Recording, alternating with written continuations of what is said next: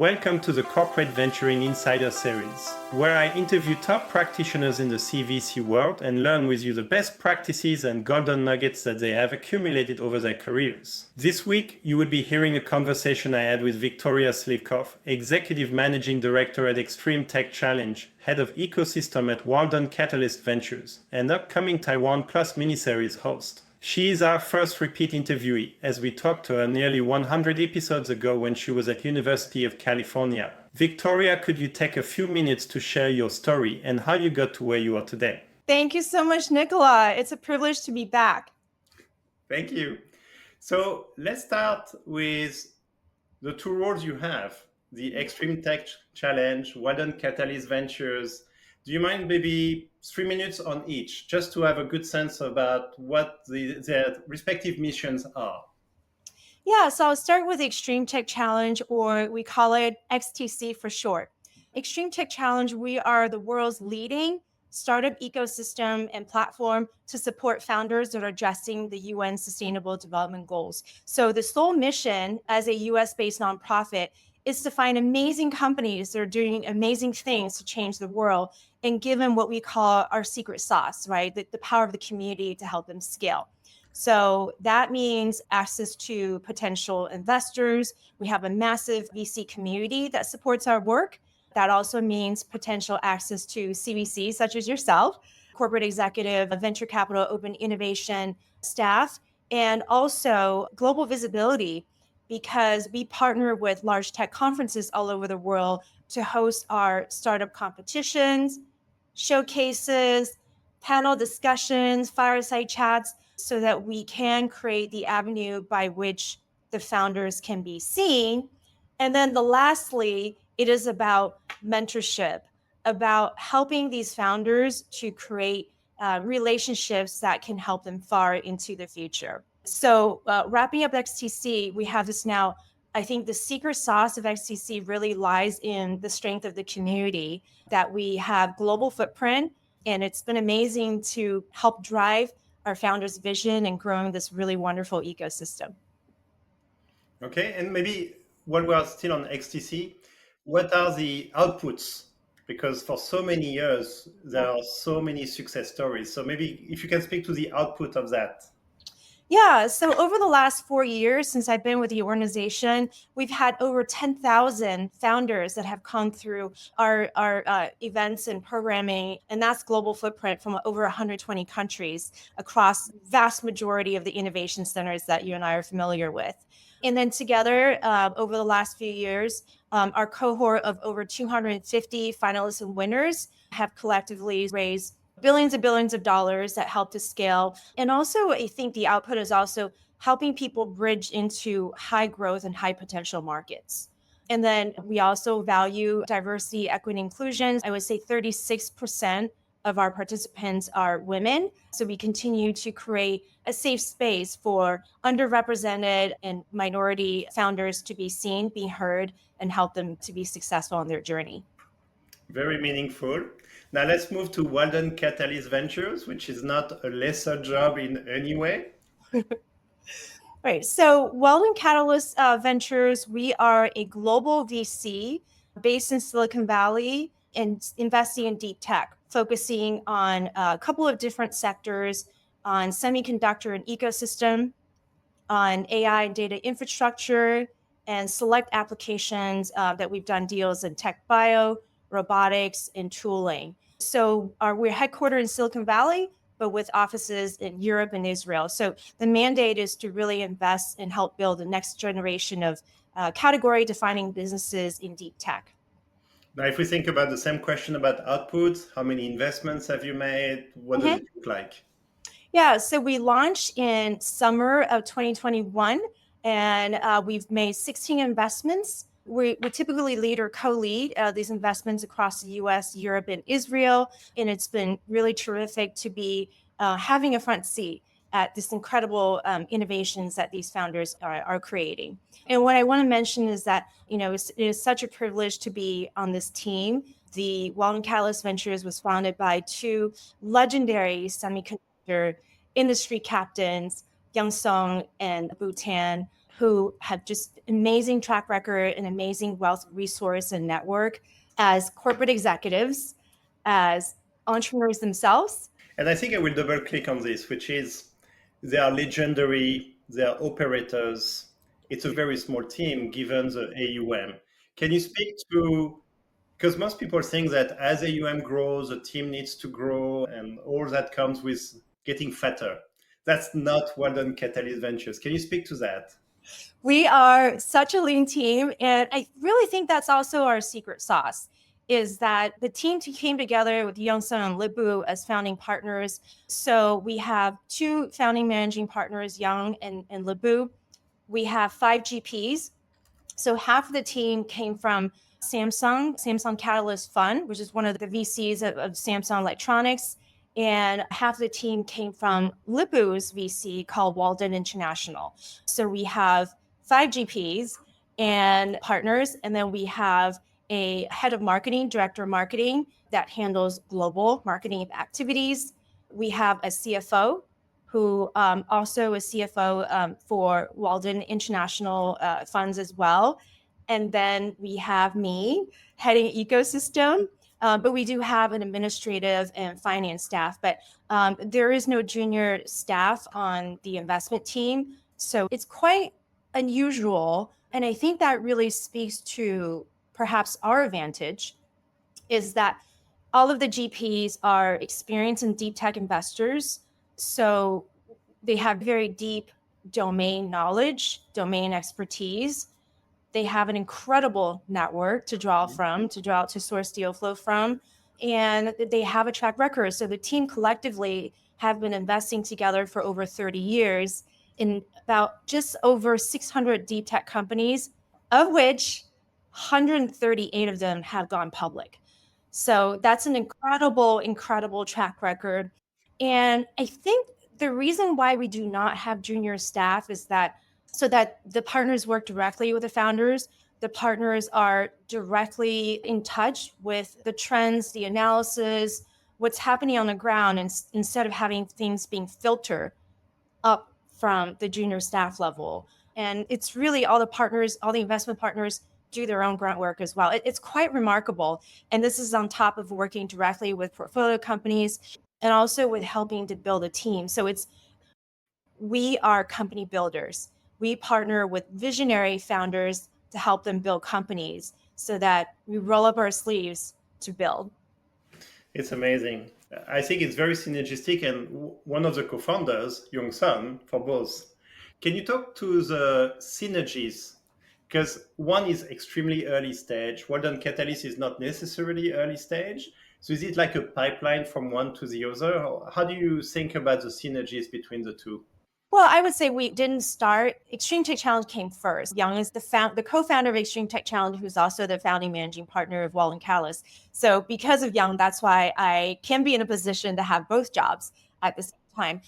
So Extreme Tech Challenge came first, and as a nonprofit that solely has a mandate of supporting global entrepreneurship to address the UN Sustainable Development Goals. We cover every sector under the sun and every stages of development. And the events and programs and activities we put together really depends on who our event partner or program partner is, right? So we could be doing things in ag tech and food tech. We've done events on decarbonization, on very climate specific.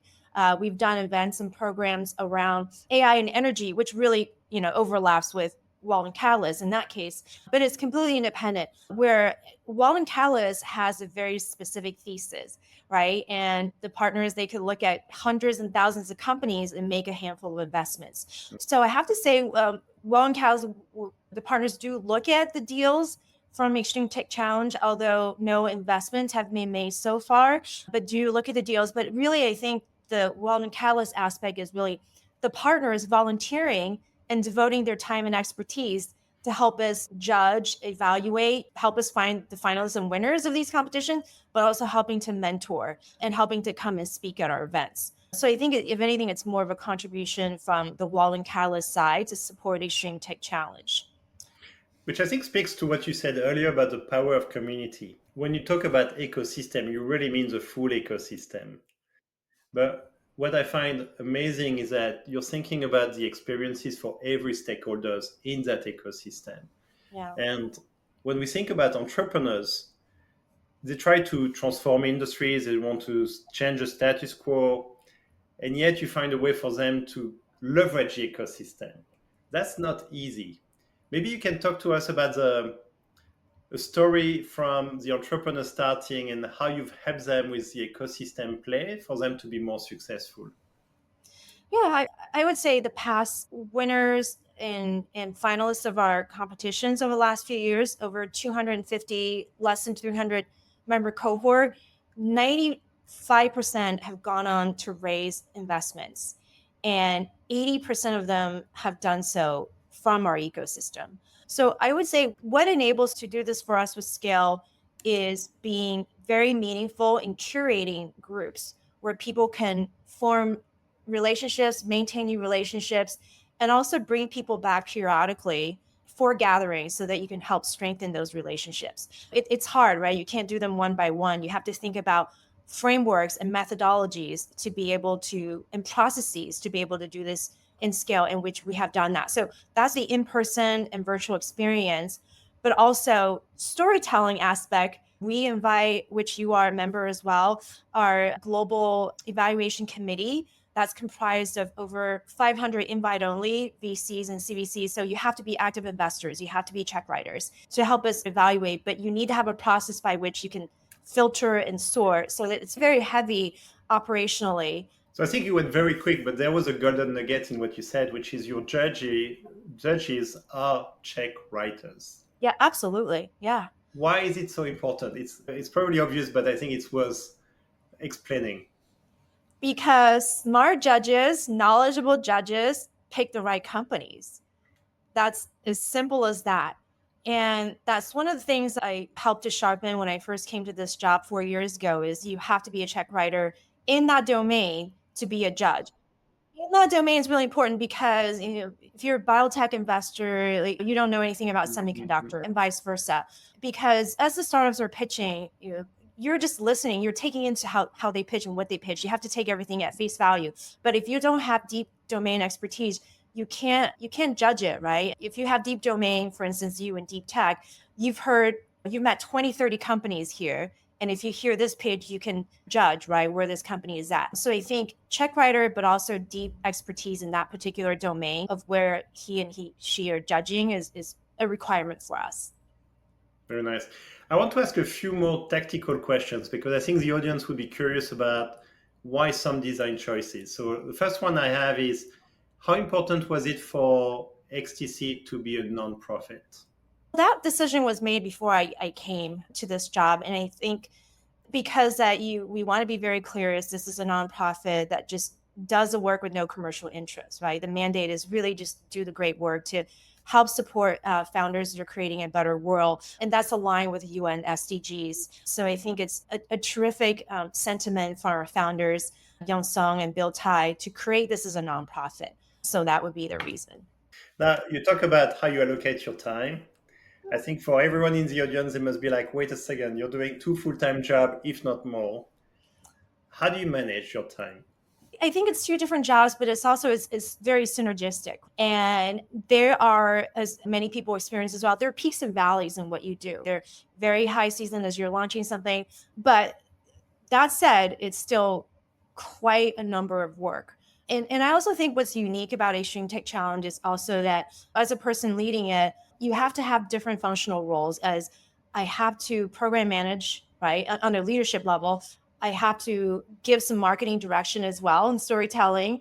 I have to fundraise sponsorships to support this nonprofit. So I do work quite a bit, but I think I'm very focused on what are my big goals for this quarter. So then I align my time and effort into doing it. Because so you're not lost in the weeds, because stuff in the weeds that happens all the time, every day. But how do I save my energy and how do I save my mental space to tackle the big problems? So I think I've gotten to be not perfect, but I've gotten to be pretty good at it over the last few years. I think you're extremely effective, like knowing what to do and what not to do. But then, even within the effectiveness, being efficient like you are, It's tough. And I think there's something you don't say, which is you must be saying no a lot to things which you wish to do, but you're saying no. How do you manage that? It's one where I struggle a lot. So I'm also listening to your tips on how do you say no? I do say no a lot, and I've learned to say no even more because you have to, because otherwise I'm not able to devote my time and my mental space into doing these things that really move the needle for us. So how I say no is I'd love to help, but I'm not able to, fully be there to help you. But I always give them leads. Here are some of the people that I think you could reach out to that could have an interest in working with you on this. So it's a no, but you give some advice. Yeah, you give advice like, I'm not, I don't have time for this, but this person might be better at helping you with this than me. That's an amazing tip. Actually, I did this morning with someone reaching out asking for a call, and I say, sorry, but I'm too busy. What is it you want to know? Yeah. And then he asked basically about a job position, and then I could reply in one sentence what was the status, what he needs to do, and that was it. And I saved 20 minutes call, but I am definitively going to take your tip. Yeah, because what happened is, and I've done this in the past, right? I learned throughout my years as well, is if you take a call with someone that you can't help, coming out of a call, you just wasted the time of that for that person. You wasted your own time. And also at the end, you're not able to help. And you might have given that person false hope by taking a call. That person thinks that you might be able to help, and then you come out away as like, sorry, I can't. And it doesn't do the other person justice as well. So I think about it as in editing my time in my life, but also helping the other person to be more productive and more efficient as well.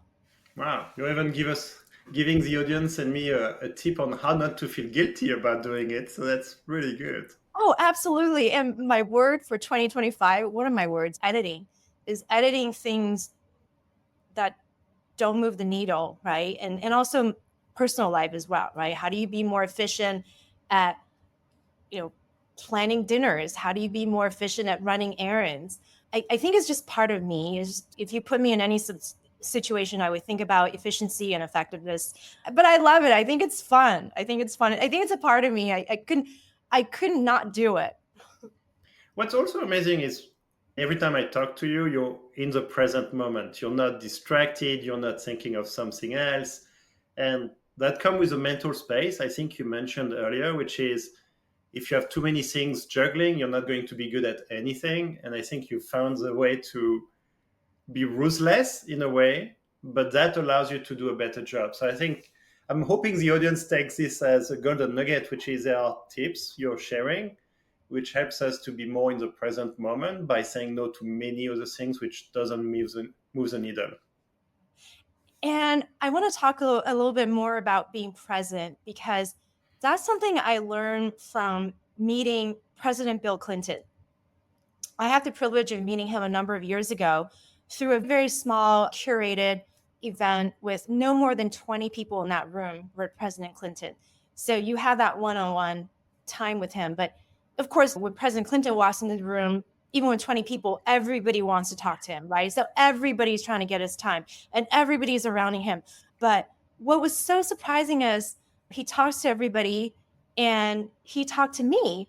And for the moment that he spent time with me, his eyes never left my face. And he was like that with everybody he spoke to. It doesn't matter who else is around. Of course, like there are other people around listening, right? Because there's just only 20 of us and it's President Clinton speaking. But when he speaks to you, nobody else matters around you, that his focus is completely on you. And it could be 3 minutes, 5 minutes, but I think that communicates the ultimate respect. And I think it's an ultimate act of respect. Yep. Is being that moment and being that conversation. And I love it when somebody gives me that space as well. That's probably the biggest golden nugget of this podcast because I think being in the present, really listening to the other person, that's when you go back to your concept of editing, it's about the highest quality time, the number of minutes you have where it can be so good ROI versus being distracted. And then you may have spent 10 minutes with someone, but totally distracted is nearly no value. Exactly. If not negative value, depending on how the person feels at the end of that time. Oh, absolutely. Yeah, a negative value. I like to think if there's a superpower, and I think that's probably a superpower. Very nice. And it's true. I've noticed solving a problem gets you energized. It's like when you connect people, it energizes you. When you can find a way to solve a problem, the same way. Now, you talk about generative AI. I think it's a good one to ask you is if you had your own thesis about where you think generative AI will go and where you think it will solve real problems versus just being a nice to have for people.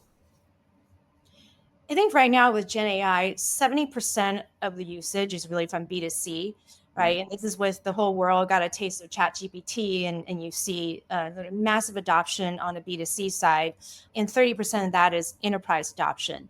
So I think what's interesting to me over the next few years is seeing enterprise adoption of Gen AI, which will need to, for instance, innovations in these areas to happen. Like I believe in smaller and vertical specific models to address specific challenges as AI co-pilots, right? So instead of a big general model, I think smaller model, that means lower compute needs, right? And be very specific. And then I also think how to scale compute, and from creating efficiencies and creating optimizing performance from chip architecture. How do you maximize on a data center operations on the hardware and software side? Much of these energy consumption, and right now a lot of the topic is how do you scale AI with the energy needs that haven't been a crisis. Right now data centers consume about 3 to 4% of the total global energy consumption, and it's projected to use up to 12% in 2030. So how to solve that problem? Two areas. One is on the lower power chips, right? How do you improve architecture? Much of the energy consumption is due to the movement of data. So to the extent that you can move things to edge computing or using photonics to transfer data in data centers, that increase the efficiency and reduce power consumption. And on the other hand, how do you solve the energy generation, storage, distribution aspect, seeing solar, wind, small modular, nuclear coming, fusion? I think there's a bunch of innovations around that as well, which very ironically, I spent 6 years doing that earlier in my career, investing in power purchase agreement projects, renewable energy projects and investments in the Middle East and Latin America. So I think it's looking at these two areas, and we're really entering this whole reasoning AI era. How does the AI model teach itself and learn itself? So I think with the reasoning AI era, increasing compute needs, even with innovations like what DeepSeek has introduced, right? Hardware and software optimization. But all in all, like Jensen said, going to reasoning inference is going to be 100x to what the current consumption is from the pre-training side of the development. So I think all these areas to create the right infrastructure so that you can sustain a world that's going to be dominated by ubiquitous adoption of enterprise Gen AI. Gen AI, consumer and enterprise. I think what I like about your answer is that you can see all the potential, but also the power needs, and this is going to be a real scaling issue. I feel really blessed at TDK Ventures, where we've been investing in energy and digital transformation, so we can understand the overlap of the two. Victoria, one more question. Tell me about your TV show. Yes, I have a TV show. So very serendipitously, I was invited to go on a program on a channel called Taiwan Plus, which is Taiwan's version of CNN, to talk about deep tech and the state of the economy. And this was in summer 2023. So apparently, I did an all right job, and they ended up giving my own TV show where I am on-air host as well as co-producer. And it's a show to profile extraordinary founders of Taiwanese descent that are building interesting companies. First season was shot in Silicon Valley. And when is it starting and when we will see it on TV? It is now in post production, so it's going to launch in May. So the channel is Taiwan Plus, and it's going to be on cable in Taiwan on TV channel, as well as available on the company website or the TV channel's website. And also, so those are 1 hour episodes, and there's going to be cut a 10-minute version for each episode that's going to be available on YouTube. So I'm interested, and it's my first foray into TV, but I think media is a very powerful tool to help tell interesting stories and highlight amazing founders that are just doing some extraordinary things. No, I stand corrected. You don't have 2 full-time jobs. You have 3 full-time jobs. Oh, but that filming is over and it'll launch in May, and I'm excited to see how it turns out because I haven't seen the whole show come I out am yet. sure it's a full-time job because you're going to get a season 2. It has to be with the permission of my bosses. Victoria, thank you for this sharing about this TV show. I'm going to make sure I watch it. I'm not sure if it's when I'm back in Taiwan, as I have a place in Kaohsiung, but I'll make sure to watch it. Thank you so much, Victoria. Thank you so much, Nicola.